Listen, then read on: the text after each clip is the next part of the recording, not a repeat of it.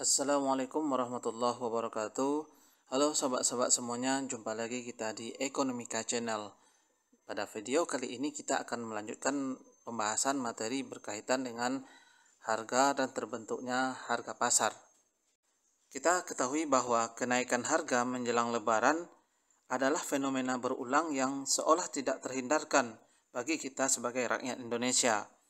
Makanya sesuai hukum ekonomi, fenomena ini sebenarnya adalah hal yang wajar, di mana ada peningkatan permintaan, maka harga pun akan melonjak.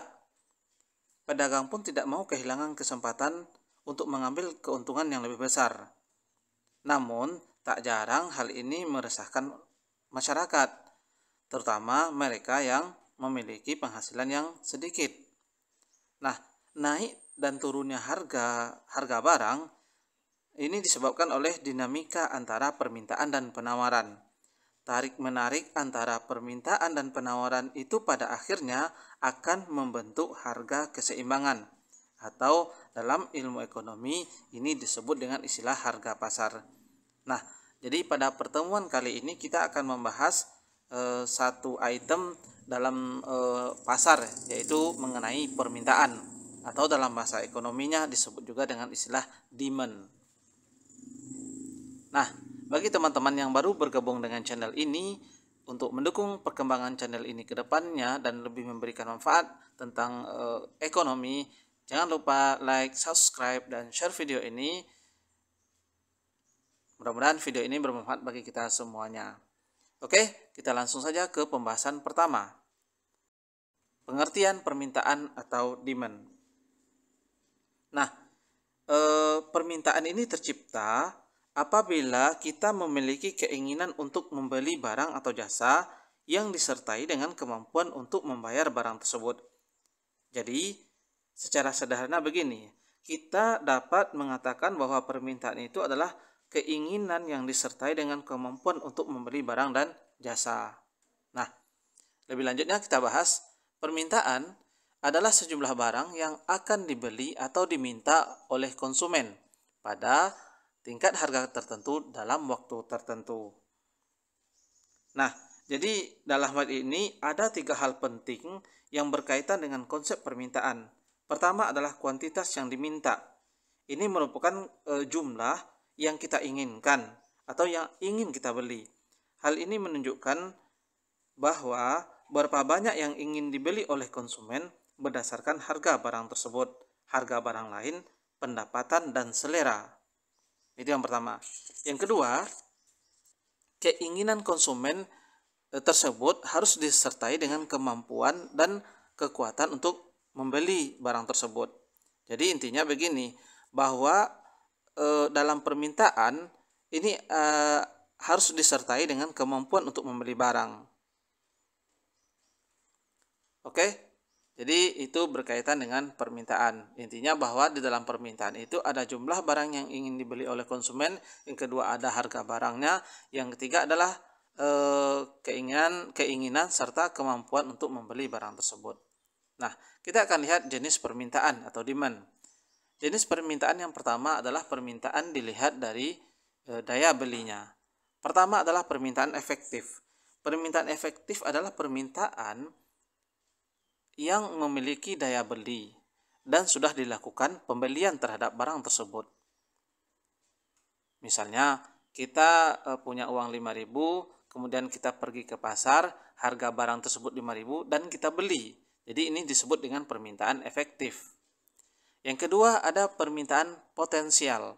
Permintaan potensial itu juga permintaan yang merupakan permintaan yang memiliki daya beli tetapi belum dilakukan pembelian. Misalnya tadi kita contohkan, kita memiliki uang 5.000, kita pergi ke pasar, ada harga barang juga 5.000, tapi belum kita beli barang tersebut. Jadi ini adalah permintaan potensial. Dan yang terakhir adalah permintaan absolut. Permintaan absolut adalah permintaan yang tidak memiliki daya beli. Ya, jadi permintaan yang misalnya ketika kita ke pasar membawa uang 5.000, tetapi pas sampai di pasar harga barang yang ingin kita beli itu lebih dari 5.000. Jadi ini disebut permintaan absolut. Selanjutnya adalah permintaan menurut subjek pendukungnya. Pertama adalah permintaan individu. Jadi permintaan individu itu adalah permintaan yang dihadapi oleh satu orang. Misalnya si A ingin membeli sabun atau ingin membeli perlengkapan sekolah dan sebagainya. Jadi ini permintaan individu, permintaan yang dilakukan oleh satu orang. Yang kedua, permintaan kolektif. Permintaan kolektif adalah atau disebut juga permintaan agregat ya. Permintaan kolektif atau permintaan agregat adalah permintaan yang merupakan penjumlahan dari permintaan individu ditambah permintaan individu lainnya.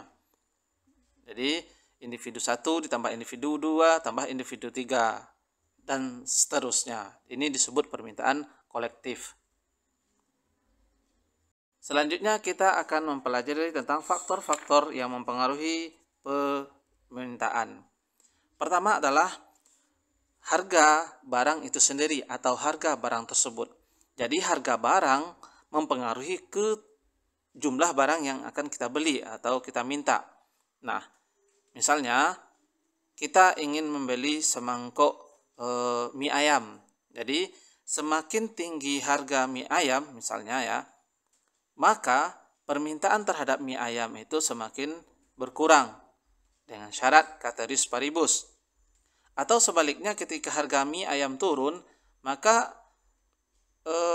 permintaan terhadap mie ayam akan bertambah. Karena mie ayam dirasa murah atau harganya turun, maka permintaan terhadap mie ayam bertambah. Dengan syarat juga ada istilah ceteris paribus. Yang pertama. Yang kedua, permintaan dipengaruhi oleh harga barang substitusi atau barang pengganti. Contohnya adalah sepatu dengan sendal. Nah, misalnya bagaimana? Sepatu dengan sendal ini adalah salah satu contoh barang yang sifatnya saling menggantikan. Misalnya, ketika sepatu tidak ada, kita pakai sandal. Misal ketika harga sepatu naik, ya. Jadi yang dilihat di sepatu itu adalah harga sepatu. Yang dilihat di sandal itu adalah jumlah sandal yang akan kita beli. Nah, misalnya ketika harga sepatu mahal. Ketika harga sepatu mahal, maka permintaan sandal akan bertambah. Kenapa hal ini terjadi? Ketika harga sepatunya mahal, otomatis sepatu yang dibeli oleh konsumen akan berkurang. Dan sebaliknya, karena sandal harganya tetap, berarti tidak dianggap mahal. Nah, oleh karena itu permintaan sandal akan bertambah. Karena beralih tadi, orang yang awalnya ingin membeli sepatu karena sepatu mahal, maka akan beralih ke membeli sandal, sehingga permintaan sandal akan bertambah. Sebaliknya ketika harga sepatu berkurang atau harga sepatu turun, maka otomatis harga sepatu akan lebih murah, dianggap lebih murah. Nah, dengan demikian maka orang akan bertambah banyak untuk membeli sepatu. Permintaan terhadap sepatu akan bertambah. Sebaliknya, permintaan terhadap sandal akan berkurang karena sudah banyak orang memakai sepatu tadi. Next, harga barang komplementer atau barang yang sifatnya saling melengkapi. Misalnya sepatu dengan kaos kaki. Nah, pernyataannya tetap sama. Untuk sepatu ini posisinya kita lihat adalah harga sepatu. Sedangkan pada kaos adalah jumlah kaos yang ingin kita beli. Kita contohkan, harga sepatu mahal atau harga sepatu naik. Ketika harga sepatu naik, maka permintaan terhadap sepatu akan berkurang. Nah, hal ini akan menyebabkan permintaan terhadap kaos kaki akan berkurang. Jadi, karena kita tidak beli sepatu disebabkan harga sepatu mahal, maka sebagai gantinya permintaan terhadap kaos kaki akan berkurang. Sebaliknya ketika harga sepatu itu turun, maka kita akan memperbanyak membeli sepatu. Sebagai efeknya, maka permintaan terhadap kaos kaki akan bertambah. Yang keempat, pendapatan. Pendapatan merupakan salah satu faktor yang mempengaruhi permintaan. Pendapatan kita bertambah, maka konsumsi terhadap suatu barang itu akan semakin meningkat. Atau konsumsi terhadap barang-barang akan semakin meningkat. Tetapi sebaliknya ketika pendapatan itu berkurang, maka konsumsi masyarakat terhadap barang-barang itu akan cenderung berkurang. Next. Yang kelima, selera. ketika seseorang sedang moodnya makan, ya, maka otomatis permintaan terhadap makanan itu akan bertambah. Tetapi ketika konsumen sedang tidak berselera atau tidak mood untuk mengkonsumsi suatu barang, maka permintaan terhadap barang tersebut juga akan semakin berkurang. Jadi intinya bahwa selera itu dapat mengakibatkan perubahan pada permintaan. Selanjutnya adalah jumlah penduduk. Jumlah penduduk mempengaruhi terhadap permintaan terhadap suatu barang. Misalnya, karena kita di Indonesia adalah dominannya konsumsi atau kebutuhan pokoknya adalah beras, maka semakin banyak penduduk Indonesia, maka permintaan terhadap beras itu akan semakin banyak. Sebaliknya, ketika penduduk itu jumlahnya semakin sedikit, maka permintaan terhadap suatu barang akan cenderung berkurang. Selanjutnya adalah intensitas kebutuhan. Intensitas kebutuhan atau tingkat kepentingan kebutuhan dari barang tersebut. Jadi semakin penting barang tersebut terhadap kehidupan kita, biasanya permintaan terhadap barang tersebut cenderung tinggi.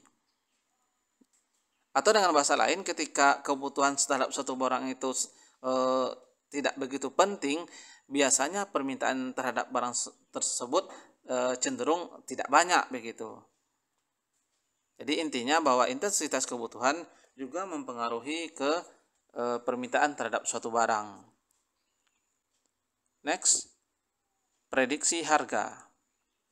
Nah, misalnya ada informasi atau mungkin pemberitahuan oleh pemerintah di media cetak maupun media elektronik bahwa akan dinaikkan BBM pada jam sekian. Maka sebelum BBM itu dinaikkan, maka orang akan berbondong-bondong datang ke Pertamina atau tempat lainnya untuk antrian dalam mendapatkan minyak. Artinya apa? Prediksi harga akan menyebabkan permintaan terhadap suatu barang itu berubah.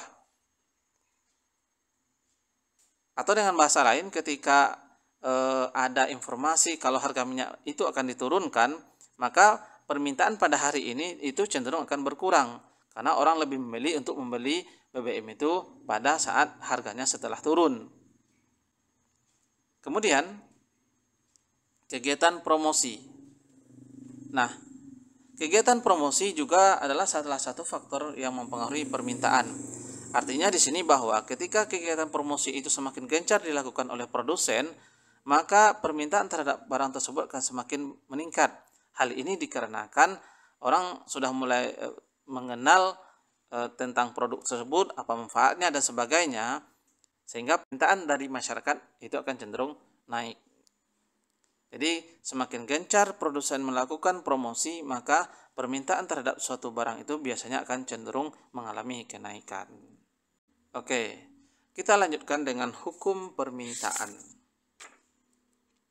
Hukum permintaan adalah hukum yang menjelaskan tentang adanya hubungan yang bersifat negatif antara tingkat harga dengan jumlah barang yang diminta, dengan syarat pengaruh selain dari harga barang itu sendiri dianggap tetap, atau dengan istilah ceteris paribus. Apa bunyi hukum permintaan? Hukum permintaan menyatakan bahwa semakin turun tingkat harga, maka semakin banyak jumlah barang yang tersedia untuk diminta, dan sebaliknya semakin naik tingkat harga, semakin sedikit jumlah barang yang tersedia diminta, dengan syarat ceteris paribus atau faktor selain dari harga dianggap tetap. Jadi dari sini kita pahami bahwa ketika harga semakin mahal, jumlah barang yang ingin dibeli oleh konsumen itu biasanya akan turun, dan sebaliknya ketika harga barang turun, maka kecenderungan permintaan terhadap barang tersebut akan meningkat. Maka nanti kita akan buat dalam bentuk kurva permintaan, di mana ketika harganya sebesar P3, harga sebesar P3, jumlah barang diminta adalah sebesar Q1. Kemudian harga menjadi P2, harga turun, jumlah barang yang diminta akan naik dari Q1 menjadi Q2. Kemudian harga terus turun dari P2 menjadi P1, maka jumlah barang yang diminta akan bertambah menjadi Q3. Jadi titik-titik yang kita hubungkan ini adalah kurva permintaan ya. Jadi artinya apa? Kurva permintaan itu bersifat menurun dari kiri atas ke kanan bawah. Antara P dengan Q itu akan selalu berlawanan. Jika harga barang naik, maka jumlah barang diminta akan turun. Jika harga barang turun, maka jumlah barang diminta akan bertambah. Istilah ini dikenal dengan namanya downward sloping. Jadi ada kemiringan yang negatif. Kurvanya menurun dari kiri atas ke kanan bawah. Selanjutnya kita akan membuat fungsi permintaan, di mana fungsi permintaan adalah berupa QD sama dengan A dikurangi BP, atau juga bisa dalam bentuk P atau harganya kita posisikan di depan, PD sama dengan A dikurangi BQ. Nah, kita bisa lihat di sini angka di depan Q ataupun angka di depan P nilainya adalah positif. Angkanya bernilai positif. Sedangkan angka di depan P, ya di sebelah posisi kanan ya, angka di depan P atau min B ini bertanda negatif. Begitu juga dengan posisi yang di bawah, di mana angka di depan Q bernilai negatif. Nah, hal ini disebabkan di dalam fungsi demand antara P dengan Q itu harus dipisah dengan tanda sama dengan terlebih dahulu, dan salah satu angkanya baik di depan P atau di depan Q, salah satunya harus bertanda negatif. Misalnya dalam fungsi kita buat angka Q ini bernilai positif, sementara angka P bernilai negatif. Begitu pula sebaliknya, ketika P kita jadikan positif, maka angka di depan Q harus bernilai negatif. Dimana keterangannya, Q adalah jumlah barang yang diminta, A adalah konstanta, B itu merupakan koefisien atau tingkat kemiringan, dan PD atau P adalah harga barang. Kita buat dalam rumus perhitungan, di mana fungsi permintaan itu kita dapatkan dari P dikurangi P1 per P2 dikurangi P1 sama dengan Q dikurangi Q1 per Q2 dikurangi Q1. Ini rumus yang kita ambil dari matematik sebenarnya ya, di mana X dikurangi X1 per X2 dikurangi X1 sama dengan Y dikurangi Y1 per Y2 dikurangi Y1 ya. Tapi dalam ekonomi kita istilahkan dengan P dan Q. Nah, ini adalah salah satu rumus yang kita gunakan untuk menghitung fungsi permintaan. Rumus lainnya yang kita bisa peroleh adalah dengan cara menghitung P dikurangi P1 sama dengan M kali Q dikurangi Q1. Di mana M itu adalah gradien ya. Kita dapatkan dari delta Q dibagi delta P. Contoh soal.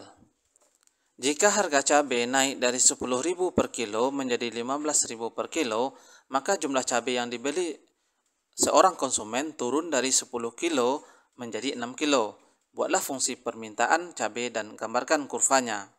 Nah, dari soal ini kita ketahui terlebih dahulu untuk menghitung, kita akan menentukan terlebih dahulu mana yang menjadi P1, mana yang menjadi P2, Q1 dan Q2-nya. Nah, dari soal kita ketahui bahwa harga cabai awalnya 10.000, berarti ini merupakan P1. Kemudian harga cabai menjadi 15.000 karena ada kenaikan harga cabai. Jadi yang P2-nya adalah nilai 15.000. Maka cabai yang dibeli konsumen turun dari 10 kilo. Berarti yang 10 kilo ini merupakan jumlah barang pada saat harganya 10.000. Berarti 10 kilo adalah menjadi Q1 dan 6 kilo menjadi Q2 pada saat harganya menjadi 15.000. Berarti 6 kilo itu adalah Q2. Maka kalau kita masukkan ke dalam fungsi permintaan, ke dalam rumus fungsi permintaan, maka didapatkan P dikurangi P1. P1 adalah 10.000 per P2 15.000 dikurangi P1 10.000. Sama dengan Q dikurangi Q1. Q dikurangi dengan 10 per Q2-nya 6 dikurangi 10 Q1. Maka kita akan kalikan ke samping, min 4 ini kita dapatkan dari 6 dikurangi 10. 6 dikurangi 10 dapat min 4 dikali dengan ruas yang sebelah kiri, yaitu P dikurangi 10.000. Berarti min 4 dikali P dikurangi 10.000 sama dengan 5.000. 5.000 ini kita dapatkan dari 15.000 dikurangi 10.000. Nah, dikalikan dengan ruas kanan, Q dikurangi 10. Berarti Q dikurangi 10. Maka, setelah itu kita dapatkan min 4 dikali P dapat min 4P. Ya. Kemudian min 4 dikali min 10.000 dapatnya positif 10.000. Karena kita pindah ruaskan ke sebelah kanan, maka yang positif 10.000 itu kan menjadi minus 40.000. Nah, kemudian yang 5.000 kita kalikan dengan Q, dapat nilainya 5.000 Q. Dikurang 5.000 dikali min 10 dapat min 50.000. Nah, dari ini kita dapatkan, kita sederhanakan, min 4P sama dengan 5.000 Q dikurang min 5.000 dikurangi min 40.000 dapat min 90.000. Maka kita dapatkan nanti nilai P itu adalah 5.000 Q dibagi min 4. Maka dapatkan 1250 Q, min 1250 Q. Kemudian min 90.000 dibagi 4. Dapatlah sebanyak 22.500 positif ya. Jadi kita dapatkan nilai fungsi permintaannya P sama dengan min 1250 Q ditambah 22.500. Nah, ini kita ketahui bahwa kita bisa melihat dalam fungsi permintaan antara P dengan Q ini akan selalu berlawanan. Angka di depan P bernilai positif, sementara angka di depan Q itu bernilai negatif, yaitu sebanyak min 1250. Maka kalau kita gambarkan kurvanya akan bersifat menurun dari kiri atas ke kanan bawah, di mana pada saat harga 15.000 jumlah barang yang diminta adalah 6, dan pada saat harga 10.000 jumlahnya 10. Atau dengan soal tadi, pada saat harga 10.000 jumlah barang yang diminta adalah 10 kilo, kemudian harga naik menjadi 15.000, maka jumlah barang yang dimintanya adalah 6 unit. 6 kilo ya. Nah, maka kurva ini kalau kita tarik dia akan menjadi bersifat downward sloping, di mana fungsi P-nya adalah min 1250 Q ditambah 22.500. Kita lanjutkan dengan pembahasan pergerakan kurva demand atau disebut juga dengan movement along the curve. Nah, pada permintaan kita ketahui bahwa ketika harga misalnya dari posisi awal harganya adalah sebanyak 10.000, maka jumlah barang diminta adalah 10 unit. Kemudian harga naik menjadi 15.000, maka jumlah barang yang ingin dibeli adalah sebanyak 6. Kalau kita bahasakan dengan kurva sebelumnya, pada saat harga 10.000 per kilo, jumlah barang yang dibelinya, jumlah cabai yang dibeli adalah 10 kilo. Maka posisinya ini kalau titiknya kita hubungkan, kita taruh misalnya di sini adalah B. Kemudian harga cabai naik menjadi 15.000 per kilo, maka jumlah barang yang dibeli oleh konsumen atau cabai yang dibeli oleh konsumen akan berkurang menjadi 6 kilo saja yang dibeli. Maka titiknya kita hubungkan akan menjadi misalnya titik A. Nah, dari A ke B ataupun dari B ke A akan terjadi perpindahan titik ya. Tetapi masih dalam satu kurva. Inilah yang disebut dengan istilah pergerakan kurva demand dari A ke B ataupun dari B ke A. Jadi pergerakan kurva ya, istilah pergerakan kurva demand ini akan terjadi di dalam kurva yang sama, di dalam satu kurva yang sama. Hal ini disebabkan oleh penyebabnya adalah perubahan harga barang itu sendiri atau harga barang tersebut. Dalam contoh sebelumnya kita jelaskan yang berubah adalah harga cabai. Jadi harga cabai naik, dia akan berubah ke titik A, harga cabai turun, maka dia akan berpindah ke titik B. Jadi perubahan titik ketika masih dalam satu kurva yang sama, itu disebut dengan pergerakan kurva. yang disebabkan oleh perubahan harga barang itu sendiri. Selanjutnya, kita akan bahas tentang pergeseran kurva demand, atau bahasa lainnya disebut juga dengan shifting the curve. Jadi, kalau untuk pergeseran kurva, ini posisinya itu sudah pada kurva yang berbeda. Artinya bukan lagi pada satu kurva itu saja, tapi sudah dikatakan dia berpindah posisi dari satu kurva ke kurva yang lain.